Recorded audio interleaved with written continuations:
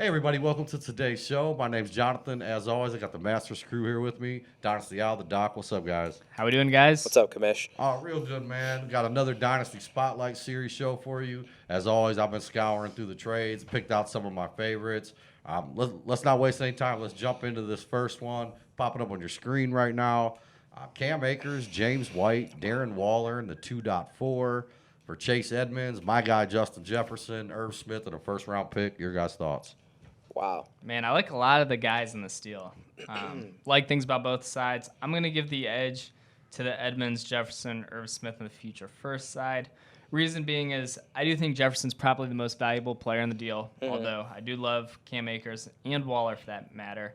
If you've been listening to our shows, you know we think Chase Edmonds has a chance to be the featured running back in Arizona. And even if they draft a back with Kenyon Drake gone, I think Edmonds is going to be a solid player all year round.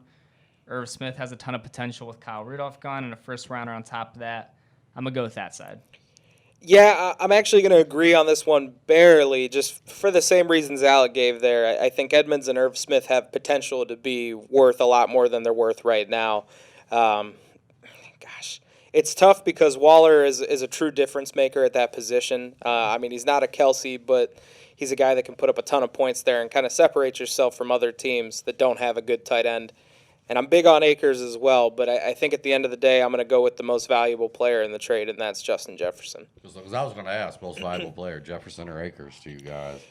I think Jefferson at this point, yeah. It's tough, but I'd go Jefferson a little bit. All right, good stuff. Next trade here popping up on your screen. This is one of our Gold Dynasty Leagues. Chase Edmonds, Joe Mixon, Brandon Ayuk, a nice haul there. For Mike Evans and T. Higgins, unless you guys think Phillip Rivers coming back and pulls a Brett Favre on us.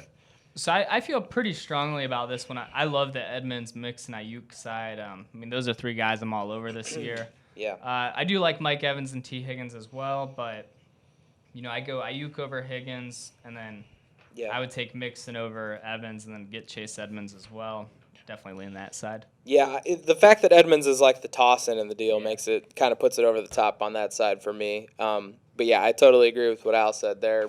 I just like that whole side as a whole better than the other side there with Evans and Higgins. Right, I do too. And you guys made an interesting point about Chase Edmonds the other day, how he'd always outperformed, but yet for some reason he's always been in the committee. They never quite handled the job over. Something I've been thinking about on Edmonds. Keep an eye out for who's going to be in that backfield with them. And even if Carolina drafts running back, I still think Edmonds is a good buy because he'll have a role. Feel confident for in that. sure. Yeah. Right. Yeah. I also just feel like the other guys are going to have a role too. Oh yeah, whoever it's For, going to yeah, they will. Absolutely. Yeah. All right, another trade here. It's another Gold Dynasty League, another Lamar Jackson trade. Some big names on the list here. We got Lamar, Chase again, T. Higgins for Justin Herbert, Curtis Samuel, Michael Thomas. Your guys' thoughts?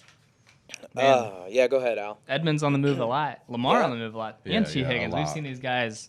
I'm actually going to go with the other side.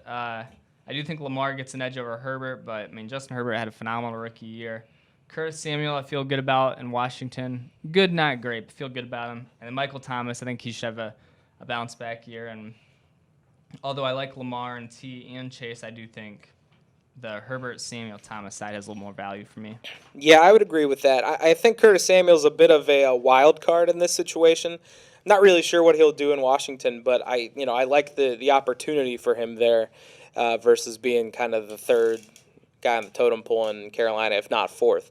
And Michael Thomas, it's kind of surprising to see his name in there. He's almost just kind of thrown into the mix.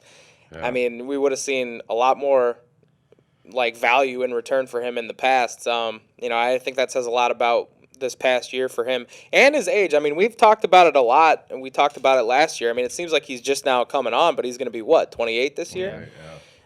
So that's something to keep in mind. But at the same time, I don't really see him doing what he did last year on a consistent basis. I think he's gonna return to wide receiver 1 status this year, and for that reason, I'll go with the side of the trade with him in it. Good stuff. The Slant King is back, baby. Just one quick question, put you guys on the spot. First instinct, what's the most valuable piece in this trade? Here, you look mine. The one we just did? Yeah, most valuable piece in that trade. What do you think it is?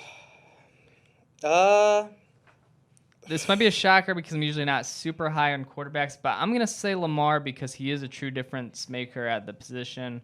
I do think Michael Thomas, though, you can make the case for him as well. Good Yeah, stuff. I was going to say Michael Thomas. Okay, just wondered. All right, got another trade popping up here. A little bit less to dissect here.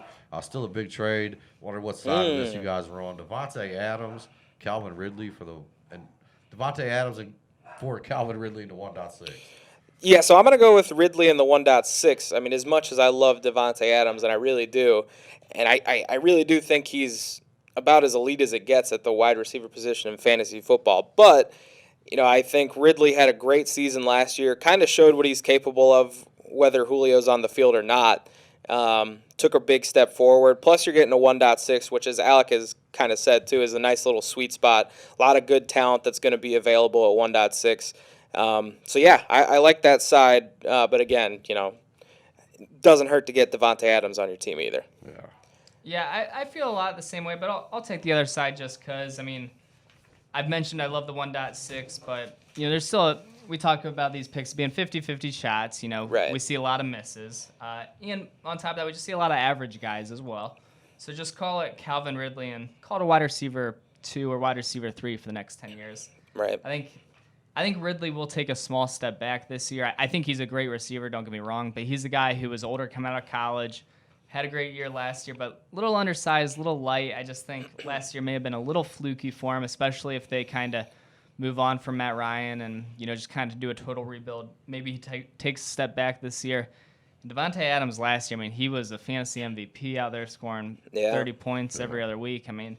He's a guy who can win you a league for the next couple of years. So I'll rock the Adams side just on the upside next year alone. All right, good stuff. And the final trade popping up on your guys' screen. I've got David Montgomery and DJ Moore for Derrick Henry. Tyler Lockett just signed a huge deal to stay in Seattle. A little shocked by that. The 3.11, what side do you guys like? This is tough. With it being Dynasty, I'm going to reluctantly side with DJ Moore and David Montgomery. I would say Derrick Henry's the most valuable in the trade as we sit here right now. But, Alec and I have both kind of predicted there's got to be a point where Derrick Henry falls off. He's just too many carries, too much punishment, and he's bound to break down. That's just the way it works. I can't see him continuing to rip off these 2,000-yard seasons. And he's not getting any younger either.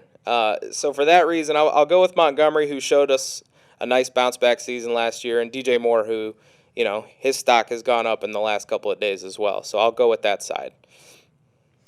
Yeah, so I love DJ Moore, but I'm going to give a slight edge to the other side. Reason being is, yeah, like the doc said, I do think Derrick Henry eventually we're going to see him break down, but not quite yet. I still think he'll be, workhorse RB for the next few years, as will Montgomery, but slight edge to Henry there. And then you mentioned that extension Lockett sign. I think that's kind of flying under the radar. That's just showing that Seattle believes in him for the next 4 years as well. I also think the Russell Wilson trade rumors are kind of gone. So I look to see the Wilson-Lockett connection to keep on going for the next few years. So, we always talk about the window, and I still think 3 to 5 years is really like that dynasty window. Mm-hmm. And for the next 3 years, I feel good that Henry Lockett sign will return just as much or more value than the Montgomery Moore side. Yeah, I agree. I'm actually liking Lockett a lot better. I'm sure most of you guys are too that he signed that contract. Yeah. I know we did a trade last year. I think it was 2 2s and a 3 or something for Lockett. When I seen that news, made me regret it a little bit. It's funny. I was trying to trade Lockett a bunch and just no one would give up much for him. But now that he has that extension, I feel a little better about him. And the Russell Wilson rumors are kind of dying down a little bit. I feel a little better now. All right, good stuff, guys. That's going to wrap it up for this episode. Appreciate you so much for watching. If you could hit the like and subscribe button, love for you to come be a part of the Masters family with us. As always, I tell you guys, over 600 Dynasty Leagues. We've never folded a single one. Never intend to. That's all I got. Appreciate you watching. Until next time. Thanks for listening.